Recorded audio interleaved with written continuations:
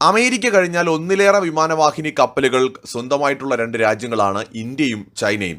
റഷ്യയ്ക്ക് പോലും ഒരു വിമാനവാഹിനി കപ്പൽ മാത്രമാണുള്ളത്. അതിൻ്റെ പ്രധാന കാരണം വളരെ ചിലവ് ഏറിയ ഒന്നാണ് വിമാനവാഹിനി കപ്പൽ. അതിൻ്റെ നിർമ്മാണവും അതിൻ്റെ പരിപാലനവും വളരെ ചിലവേറിയതാണ്. ഇന്ത്യൻ ഉപഭൂഖണ്ഡം അടക്കി ഭരിക്കുന്ന ഇന്ത്യ എന്ന് പറയുന്ന വിശാലമായ രാജ്യത്തിന് നമുക്കറിയാം വളരെ വലിയൊരു കടൽ തീരമുണ്ട്. കടൽ മേഖല നമ്മളുടെ രാജ്യത്തിൻ്റെതായി ഉൾപ്പെടുന്നുണ്ട്. ഇന്ത്യൻ മഹാസമുദ്രത്തിലെ നമ്മുടെ മേധാവിത്വം നിലനിർത്തേണ്ടതായിട്ടുണ്ട്. നമ്മൾ കൂടുതൽ രാജ്യങ്ങളുമായിട്ടുള്ള ബന്ധം ശക്തിപ്പെടുത്തുകയും ചൈനയുടെ ഇന്ത്യൻ മഹാസമുദ്രത്തിലേക്കുള്ള കടന്നുകയറ്റങ്ങളെ ശക്തമായി പ്രതിരോധിക്കുകയും ചെയ്തു വരികയാണ്. ഈ ഘട്ടത്തിൽ നമുക്കൊരു വിമാനവാഹിനി കപ്പൽ കൂടി ആവശ്യമാണ്. ആ ചിന്തയിൽ നിന്നാണ് ഇന്ത്യ പുതിയ വിമാനവാഹിനി കപ്പൽ നിർമ്മിക്കാനുള്ള തീരുമാനത്തിലേക്ക് ഇപ്പോൾ എത്തിയിരിക്കുന്നത്.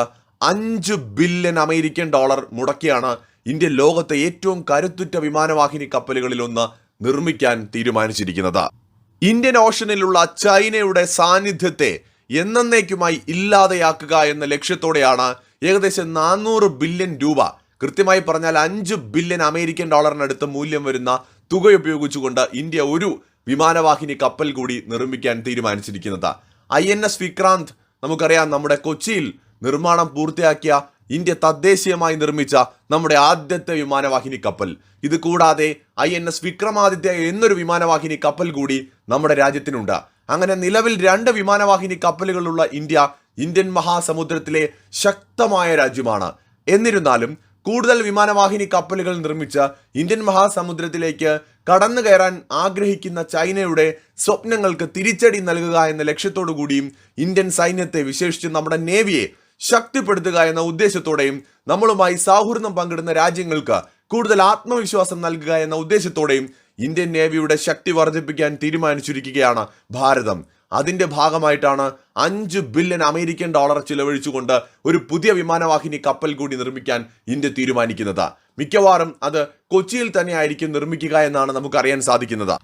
28 എയർക്രാഫ്റ്റുകൾ അടക്കം 40-ലേറെ ഹെലികോപ്റ്ററുകളും എയർക്രാഫ്റ്റുകളും ഉൾപ്പെടുത്താൻ കഴിയുന്ന വിധത്തിൽ 45,000 ടണ്ണ് ഭാരം വരുന്ന ഒരു ഒന്നാം തരം പടുകൂറ്റൻ കപ്പലാണ് ഇന്ത്യ നിർമ്മിക്കാൻ ഒരുങ്ങുന്നത്.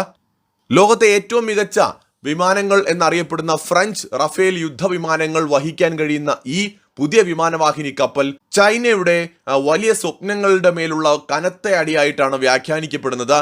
INS വിക്രാന്ത് നിർമ്മിച്ച ആത്മവിശ്വാസം തന്നെയാണ് ഇന്ത്യയെ മുന്നോട്ട് നയിക്കുന്നത്. ഇതുകൊണ്ട് മാത്രം ഒന്നും അവസാനിക്കാൻ പോകുന്നില്ല. ഇത് തുടക്കം മാത്രമാണ്. 2030ഓടെ 160 വാർഷിപ്പുകളാണ് ഇന്ത്യ പ്ലാൻ ചെയ്യുന്നത്. 2035ഓടെ അത് 175ആയി വർദ്ധിപ്പിക്കുവാനും ഇന്ത്യക്ക് പദ്ധതിയുണ്ട്.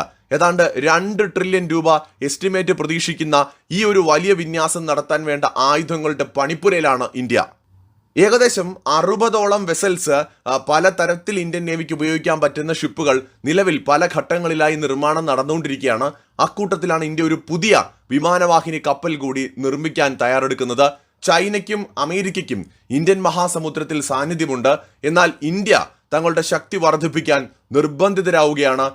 കാരണം ഇന്ത്യൻ മഹാസമുദ്രത്തിൽ നമുക്ക് മുകളിൽ ശക്തിപ്പെടാൻ നമ്മൾ ഒരു രാജ്യത്തെയും അനുവദിക്കില്ല. അതുകൊണ്ട് തന്നെയാണ് ഭാവിയിലേക്ക് കൂടുതൽ ശക്തി വേണമെന്ന തിരിച്ചറിവിൽ നിന്ന് വിമാനവാഹിനി കപ്പലുകളുടെ എണ്ണം വർദ്ധിപ്പിക്കാൻ രാജ്യം തയ്യാറെടുക്കുന്നത്.